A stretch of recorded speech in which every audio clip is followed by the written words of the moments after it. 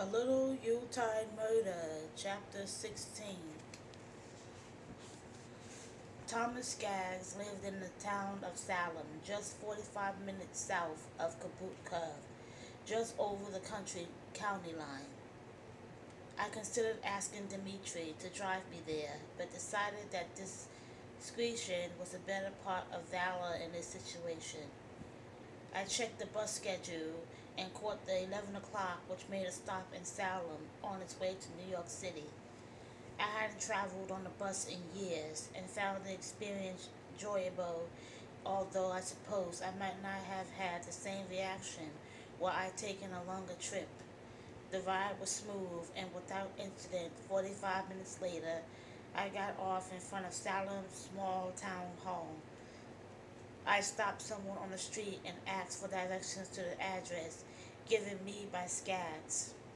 This friendly citizen gave me a big smile and informed me it was only 2 blocks away. I thanked her and walked slowly in the direction she indicated. Minutes later, I was in front of a pre-war two-story brick building in what appeared to be a residential area. I looked around. It was the only commercial building within sight. I approached and read names on a small brass plates affixed to the right side of the door. There were 6 occupants of the building, all of them having something to do, at least according to their names, with social work or counseling. The name at the top of the row was Here to Help, the organization run by Mr. Skaggs. I stepped inside and looked at a directory on the wall. Here to Help was upstairs in office number 6. I climbed the stairs, went to the door with the organization's name on it, and knocked. A woman's voice said, "Come in." I stepped into a cramped reception area where a middle-aged woman with carefully coiffed silver hair sat behind a metal desk. "Yes," she asked. "I'm Jessica Fletcher. I have a noon appointment with Mr. Skaggs." "Oh, yes, we've been expecting you." "I can't tell you what a pleasure this is, Mrs. Fletcher, to actually meet you in person. I've read most of your books. Mr. and Mrs. Skaggs have too, and we love them. Imagine you living so close and never having met you. This is an honor." She got up, came around the desk, and extended her hand. "Let me tell Mr. Skaggs you're here." "Before you do that, I'm a little unsure of what Here to Help does." "Oh, I think Mr. Skaggs would be the best person to explain that to you. But basically, we're a resource for young men and women who've made a wrong turn in life and need some sort of restructuring." "You mean counseling?" "Yes, we do a great deal of that too. But primarily we point them in the direction of other agencies that can more directly help them, depending upon the problem they bring to us." The door opened and we both turned. Standing in the doorway was a mountain of a man with a black beard, ruddy cheeks, and glasses tattered to his neck. He wore a rumpled, tan safari jacket over a blue denim shirt, jeans, and sneakers. "Jessica Fletcher? Yes, you must be Mr. Skaggs. Tom Skaggs. And I would appreciate it if you would call me Tom, provided you call me Jessica. We're already off on the wrong foot," he said in a deep, gravelly voice. "Please come in." His office wasn't much bigger than the reception area, but it had a comfortable feel to it because of the dozens of framed autographed photographs on the walls. I glanced at a few, which were pictures of him with familiar political faces. "My personal rogues gallery," he said. "You don't get paid a lot in this business, but you do meet a lot of important and self-important people. I keep telling the bank that holds the mortgage on my house that these pictures are worth something, but they never seem to agree." I laughed. "I suspect there are millions of people with that same problem, doing important good work, but not being recognized for it by bankers." "Well said. Please sit down." I took one of 6 directors' chairs that formed a semicircle to one side of his desk. He plopped into a large, high-backed leather swirl chair and propped one sneaker, it had to be size 14, on the edge of the desk. Well, he said, I have a feeling you're about to cause me to break one of my most strategic rules, which is never to discuss anyone who's ever stepped through this door. I can understand and appreciate that, Tom, but I'm sure you agree that the circumstances make it the perfect time for you to break that rule. You may be right. From what I've been told by Seth Hazlett, this could represent one of those extenuating circumstances. I believe in the law, but sometimes it has to be broken if the cause is great enough. Same goes for bureaucratic rules. Fill me in. Seth did his usual shorthand explanation. I suspect that you being a great writer you are will do a better job of weaving the tale. I'm not sure being a writer will help me in this situation, but I'll try to be concise. I'm a great believer in the old adage. If I had more time, I would have written less. His laugh was as big as his body. I like that, he said. Go ahead. I'm all ears. I'm sure you've heard about the murder of Roy Brent, a successful farmer in Kabuki and a man loved by everyone in town. Santa Claus at your yearly festival. Exactly. Our sheriff has made an arrest in the case a gentleman, another farmer named Jake Walther. Yes, I've heard about that too. Jake Walther is disliked by many people, I said. He's an unpleasant sort of man, rough-horned and without what might be termed a warm and fuzzy personality. He was immediately suspected of the murder, mostly because of having rubbed people the wrong way. The deceased's son Robert claims that Jake Walther threatened his father, said he was going to blow his brains out. Sounds like the motive was there. Oh yes, if the son is to be believed. At first, our sheriff only questioned Jake Walther in connection with the murder. Jake claimed to have had an alibi provided by his wife's brother, Dennis, who lives with them on the farm. But then Dennis changed the story and said he'd been threatened by Jake if he didn't provided that alibi. I should mention that Dennis is somewhat impaired. He's the sort of person who will agree with anything in order to not offend. There's speculation that our sheriff might have pressured him into changing his story, although I tend to dismiss that theory knowing our sheriff as I do. I'm sure you're right in that assessment, Jessica. Although it's possible, isn't it, that your sheriff influenced this fellow Dennis without meaning to? I nodded. Yes, that is always a possibility. I brought a young lawyer into the case, and he was confident Jake Welder would be released based upon the grounds the sheriff and district attorney were using to hold him. Nothing more than the deceased's son claimed that there was bad blood between the two men, and that Dennis had changed the story and says Jake threatened him. But then the county police discovered a footprint in a barn where Mr. Brent was murdered, and they further claimed that Jake Walther owns a pair of work boots with a unique characteristic in the sole, some sort of tear or rip that matches the print found in the barn. Based upon that, he's been formally charged with the murder. I sat back, confident. I accurately portrayed the situation. Tom Skaggs, too, leaned back and ran his hand over his beard. Finally, he came forward in his chair, placed his elbows on the desk, and cradled his chin in his hands. I take it you aren't convinced that this Jake Walther committed the murder. I shook my head. No, that's not quite right. I don't know whether Jake Walther killed Roy Brent or not. Based upon this new piece of evidence involving the boot, I have to go with the sheriff's decision to charge him with the crime.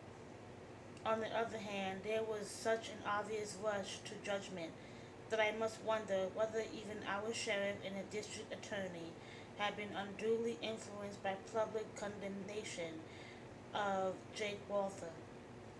I'm not trying to clear him of anything, but I'm also determined that an innocent man not be charged with a heinous crime.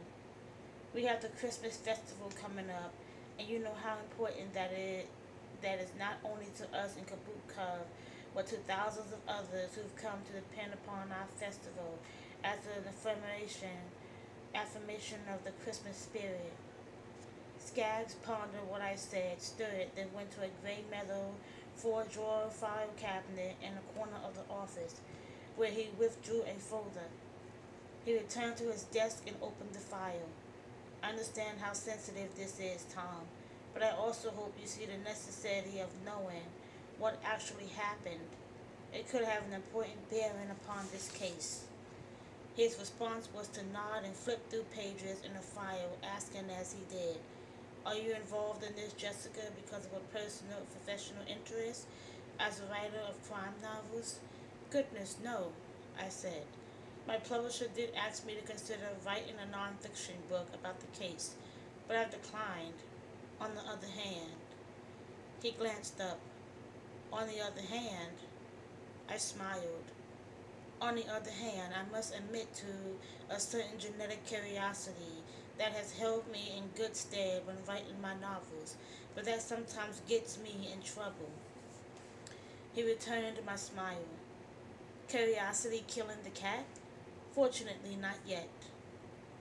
I just want to make you aware that I'm cognizant of the difficult position that puts you in, just as it put Dr. Hazlitt in an awkward posture. No need to further explain. If I wasn't going to open these files to you, I would have said so right from the beginning. I've known Seth Hazlitt for years. He's one of the most honorable and ethical physicians I've ever met, and I come in contact with a lot of them because of what we do here. No, I'm willing to share this with you and answer your questions, provided we keep it between us in this room. In other words, you can use what you learned, but can't tell anyone where you learned it. Fair enough? It will have to be. Okay, here's what happened. Jill Walther was referred to this agency by Dr. Hazlitt a year ago. She was a senior in high school and I understand was a very good student. I'm also led to believe that she was not the sort of young woman who might be termed promiscuous. I certainly would concur with that. I got to know Jill pretty well because of her writing talent. I arranged for a scholarship for her to New York University. I didn't realize that. A nice thing you did for her.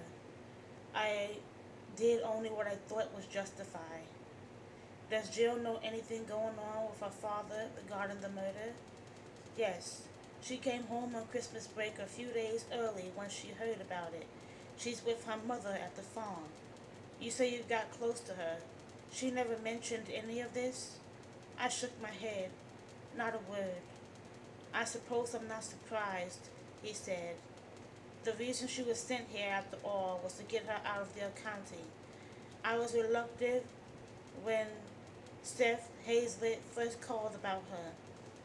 My experience has been that when a young person messes up, it's better to face things right where they are with the people they know. But there seemed to be some additional pressure involved, and I certainly wasn't about to say no. We seldom do when a young person is referred to us. I know that Dr. Hazlitt referred her to you, I said. I also know the reason she went to him. A sad thing when a high school girl becomes pregnant. It's a national epidemic. For some reason, these young women think having a baby will give their lives something worthwhile, something to love and to love them back. They never stop to realize that they put their entire lives on hold. Never consider the tremendous financial responsibility having a child entails. I certainly agreed with that, I said. Tragic when a young woman forfeits her future by becoming pregnant before she's ready, emotionally and financially, to raise a child in a proper way. But my understanding from Seth Hazlitt is that this was not the result of a deliberate act on her part. There was the question of whether she was raped and became pregnant by virtue of that. That's right. Frankly, I honestly don't know the circumstances that led to her pregnancy. She told me she'd been raped, but it wouldn't be the first time I've heard that from a girl suffering guilt and trying to lay the blame off on something or someone else. Did Dr. Hazlitt indicate what he felt had actually happened? No, He told me she claimed when she went to him that she'd been raped. She wanted him to arrange for an abortion, even do it himself. Of course he refused and urged her to go to the police. She said she couldn't do that. Exactly the same thing she told me when she was here. Does Dr. Hazlett have any idea who the alleged rapist was? Not that he told me. Did she give a name to you? He shook his large, shaggy head. I urged her to bring charges too, but she was adamant about not doing it. I have the feeling she was afraid that if she named the person, there might be serious repercussions. I didn't press. It's not my job to press. I thought for a moment, then asked, did she come here seeking an abortion? Yes. And you refused as well, I guess? I assume? We're not in the abortion business. I wanted her to stay in our group home for a few days and receive some counseling before making up her mind about what to do. She refused that as well. I gave her the names of 2 respected abortion clinics. That's protocol. We're here to help. I pointed out other options, delivering and keeping the child, or putting it up for adoption, all I could do. Did she come here alone, Tom? I mean, was she accompanied by anyone? Not that I'm aware of. I asked her whether someone had brought her. She said no. I felt very sad seeing her walk out of this office after the brief conversation we had. She seemed like an extremely intelligent and decent girl. I think I could have helped her if she stayed. Do you know where she went on to get an abortion? I asked. I mean, I suppose I have to assume she did, since I'm not aware she had a child. If she did have a child, no, that's impossible. I spent a great deal of time with her throughout her senior year. She must have aborted the baby. I say your assessment is correct. Do you know any idea where she had the procedure performed? Not a clue. Did she pay for your services? No, nor was she asked to. We're funded by the state, some federal funds and charitable donations.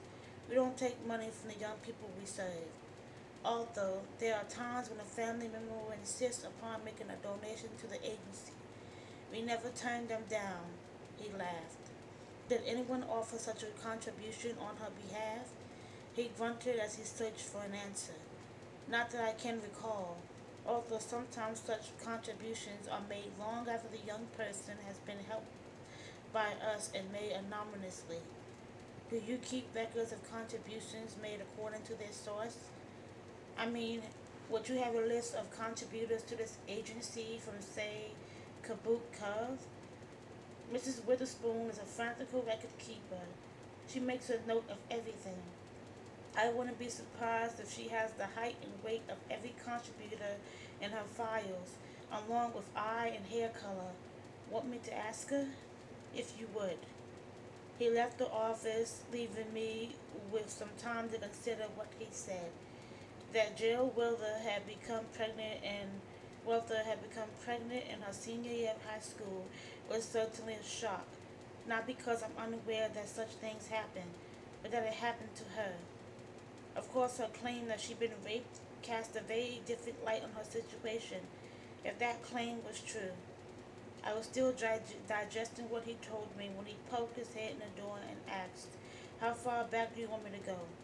Not too far, I replied. Maybe the period immediately following her visit to you. When he returned, he carried with him a computer printout. He sat behind his desk and scrutinized it while I waited. Yeah, there were a couple of donations from Kabuka during the 3 months following the date of my meeting with Jill. A couple of small contributions, but one expressively large. He laughed again. We could use more people like this, interesting donor, based upon what you've told me. May I see the list? Sure. He positioned the printout on his desk so I could pursue it.